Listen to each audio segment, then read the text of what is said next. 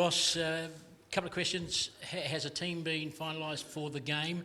And you're preparing quite clearly for a 50 overside game, but what about the contingency of a shortened game? Has that been prepared for as well? Yeah, we haven't. Obviously, we haven't seen the wicket, so we'll just have to wait and see tomorrow with our 11 and everyone to be prepared to play. There's a full 15 to choose from, and I guess we can't look too far ahead, but there are obviously different permutations, different balance of squad if the weather does play a part, and whether it's a reduced game or a 50 over game.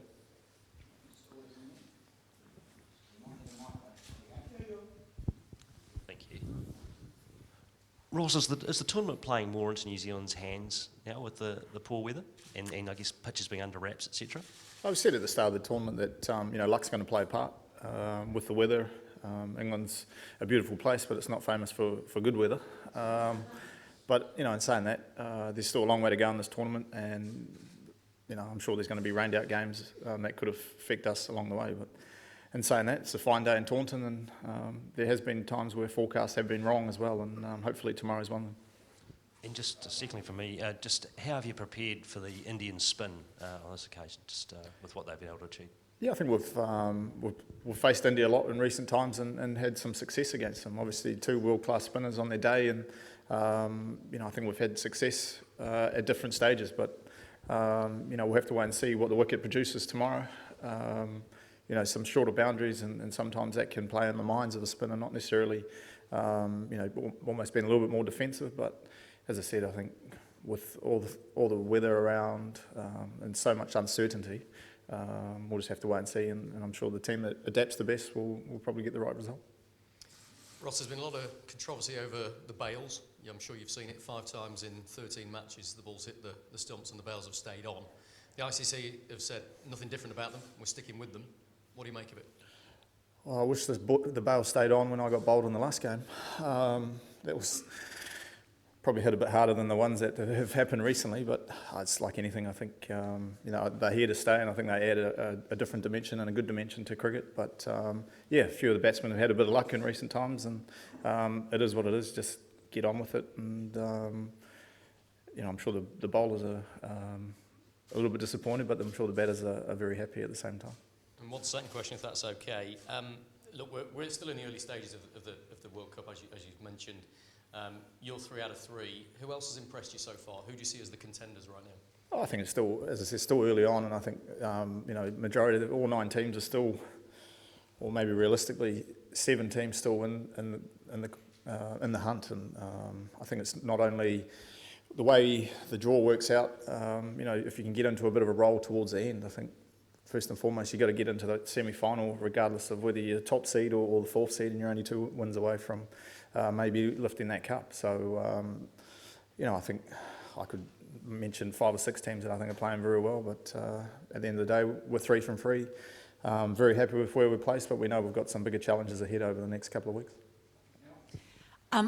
Ross, just with the variety you've got as far as left-hand, right-hand combinations throughout the batting lineup, can you just talk us through, how much, if you think that that's a strength or an advantage you have, and coming up against India, obviously lost Shikhar Dhawan, and now they don't have any sort of left-hand batsman in that top order. Is that something in contrast that you feel you could maybe exploit somehow, tactically? Yeah, I haven't been in the bowling meetings, but obviously Shikhar's a big loss to India. The presence, he plays very well at ICC tournaments and has a very good record over here. But himself and Rohit Sharma have got a very good partnership, and I think they complement each other well because they're right and left-handed. But in terms of our lineup, I think we've had a similar balanced side for a long time, and when you do have a right-left-hand combination, it does put pressure in different ways on the bowling opposition, and when a lot of these grounds in the UK have a short boundary to one side, and if you've got 2 right-handers or 2 left-handers, you can't exploit it as much, where obviously having the right and left hand and the communication becomes very important to target those short boundaries. And as we see, there's traditionally a very short boundary here, and if that is the case, then hopefully we can exploit it with a right-left hand, as I'm sure India and other teams that are playing here will try to do. Ross, you seem to be in quite a bit of form at the minute. What do you put that down to? You never get too carried away in this game of cricket. I'm pretty happy. I've had a big Big push for this World Cup. Not getting any younger, but there's still a long way to go in this tournament, and as I said, still got some big games to go. So never get too carried away, but hopefully the confidence and the runs can continue for a bit longer. You've spent a bit of time at this pitch. What's it like when it's moist in these conditions? Do they favour New Zealand? And my second question is, you and Kane, have you sorted out your communications so you don't run each other out, or nearly run each other out again? As long as they're only nearlies, that's okay. It's not a new thing with Kane. We've been poor for a while, but no, I've enjoyed my stint here at Notts. It's a ground. The weather it was an outstanding summer last year, so there wasn't a lot of rained out games. And traditionally, when you play here at county cricket, you play on either side. You don't normally play in the middle, which is safe for international and obviously Test match cricket. So no, I mean it's a great place to play cricket. Traditionally, can favour the batters at times, but I'm sure the bowlers will be going to have a little bit there. It's been over in the covers for 2 or 3 days and it hasn't seen the sun. So I'm sure we'll have to wait and see what happens. But first and foremost, it's a great place to play cricket, and I'm sure anytime we play India in a neutral venue, there's always going to be more Indian supporters in New Zealand. So I'm sure that's something that we're looking forward to as well. Ross, 130 from 3 matches so far for you. A couple of the guys, Shakib Al Hassan, David Warner, Jason Roy, are over 200 for the matches so far. Do you see that as a personal challenge? Can you see that and look at it and think, I want to run those guys down over the course of this tournament? I didn't bat in the first game. It's not a bad thing. No, I think my position at 4 is to bat to the situation as best as possible. If the openers go well, then you play accordingly, and vice versa. If you're in early, to try and adapt as quick as possible.